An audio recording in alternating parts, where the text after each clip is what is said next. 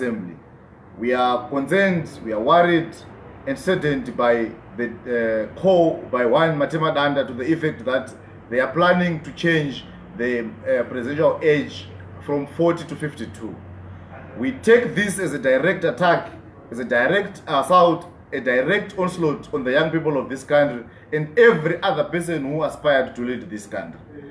We are taking this as an anti-Chamisa amendment. We are worried that Matemadanda, together with a few rogue elements within the war veterans section, are calling for an amendment which they think will stop the people's movement from winning over, which they think will stop the people's presence from taking over. We are concerned that at this point, Matemadanda wants to take us 25, 30 years backwards.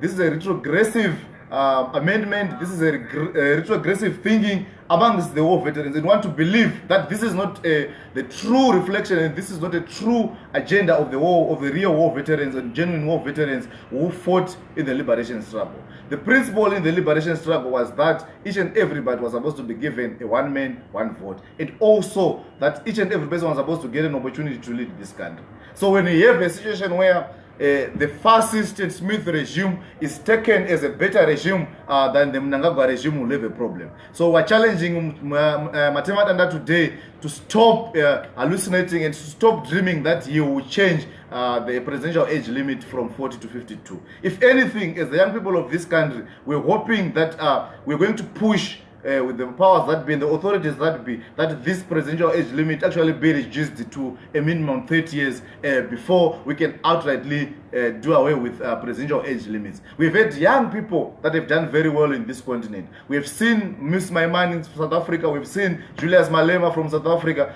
Bobby Wine, and all the other amazing young leaders that are doing very well in their countries. But we have never seen the ANC regime, as the case of South Africa, coming up with such draconian moves, coming up with such stringent rules that are meant to disenfranchise young people. So this is a call to young people across the country. This is a call to young people across the globe, for them to stop this movement that is started, a movement where older people and the older generation do not want to accept the realities that things have moved, and the demographic dividend that we carry as young people should be taken over. Zimbabwe has more than 67.5% of young people in this country. And for anyone to insinuate and think that they will sit back and allow this country to be taken backwards, this country to have a minimum age of 52 years as presidential age limit, is unacceptable. We have noted that going forward, we are going to be talking to our colleagues from across the country. We're going to be talking to colleagues across the political divide.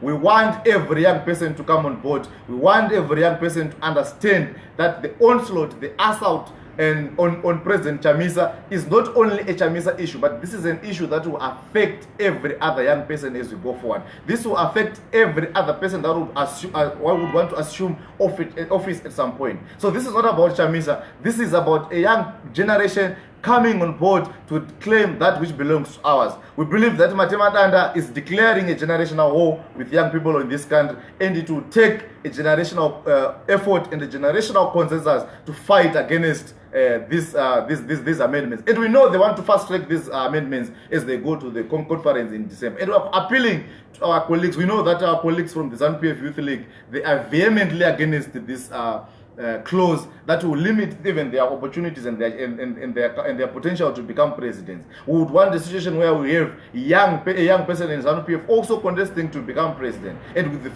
this 52 age limit, this will be something that they will not realize in their lifetime. So we are calling all colleagues, ZANU-PF included, youth movements, civic society, to come on board and fight this amendment and make sure that we put to rest people like Matemadanda, who believes that they still have a role to play. And in any case, it's not our problem that Mugabe stole into their time. The problem we have people like Matemadanda wanting to cling on to power is that their time was stolen by Mugabe, who overstayed in power. And they cannot punish the next generation. They cannot punish us for the sins that were committed by Mugabe, and which they also aided. We are worried that Matemadanda, a petty beggar, whom we have assisted at Harvest House when Mugabe was fighting him, somebody whom we gave bus fare to go and come to court from Gokwe, somebody whom we gave solidarity as young people in this country, as young people from the MDC when was being held at the courts by Mugabe, can wake up and want to bring up an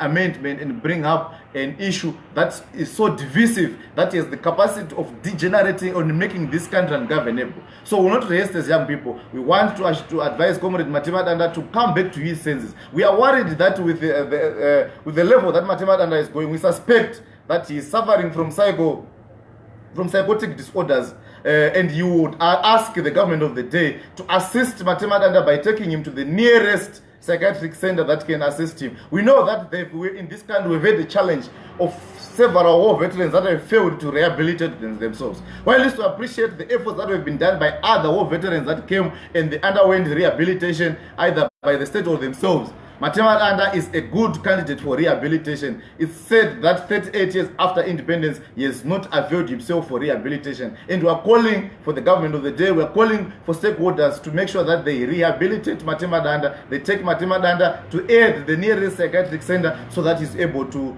be rehabilitated and he can come into this, he can understand what is happening in this country.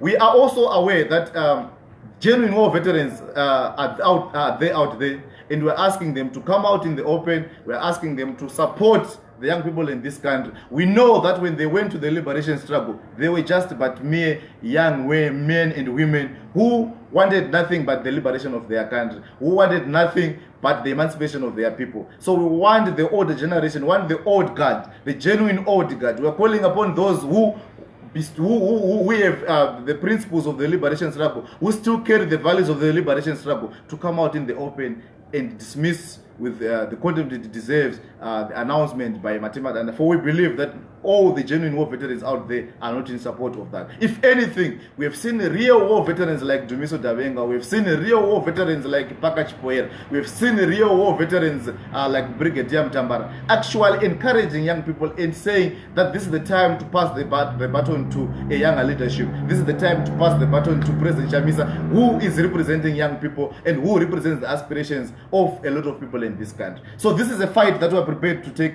This is a fight that we are prepared to make sure that we will pursue to the end. This is a fight that will make sure that once and for all we deal with people that do not appreciate that their time is up, who do not appreciate that they need to move and they need to give the younger people an opportunity to lead themselves. So as we come to the end of this, I want to assure Zimbabweans, I want to assure young people that we will be at the forefront of pushing for the cancellation of this announcement. We are going to be asking young people across the globe, across the political divide, to come in their numbers and support our stance that we cannot allow Matemadanda to dictate what is going to happen. We're not going to allow Matemadanda to stop the train that is moving. We're not going to allow Matemadanda to play around with our future. The life expectancy rate of this country is just about 39. So it means we are only leaving the leadership of this country to just a minority group. At 52, the people that we have that are above 52 are just but a minority in this country. So you cannot allow a situation where the minority are going to dictate what is going to happen in this country. So this is a fight. We're not expecting this from ZANU-PF. We're not expecting this from Matemadanda. But I want to assure him, I want to assure anyone who's going to be convinced by Matemadanda that they should brace themselves for a fight with the people of Zimbabwe, and they should brace themselves for a fight with the young people of this country. As we're not going to leave anything to chance, we'll make sure that we push and we make sure that we allow every other person, regardless of their age, to be given an opportunity to lead us. And this behavior only shows that these are people that have lost an election. This behavior only goes to show that they are afraid of the Chamisa effect that might come into play again in 2023. We know for a fact that President Chamisa won this election. We know for a fact that President Chamisa is a darling of the people of Zimbabwe. And in their wisdom, they've decided to give him the keys. They've decided to give him the leadership manual in this country. And we will not rest until we realize that. We will not rest until we deal away with people that think in the mode of Comrade Matemadanda. So I want Comrade Matemadanda to apologize to the people of Zimbabwe. I want Comrade Matemadanda Matemadanda to apologize for thinking that they can even decide, they can think of changing the age from 40 to 52. This is a fight that we are ready to put our lives for. This is a fight that goes beyond Nelson Chamisa as an individual, but it's a fight that will make sure that as young people, we are safe, and as young people, we stand the chance to also lead, to elect a person of our choice, and also to be elected into positions of leadership, and specifically in the office of the president. I thank you.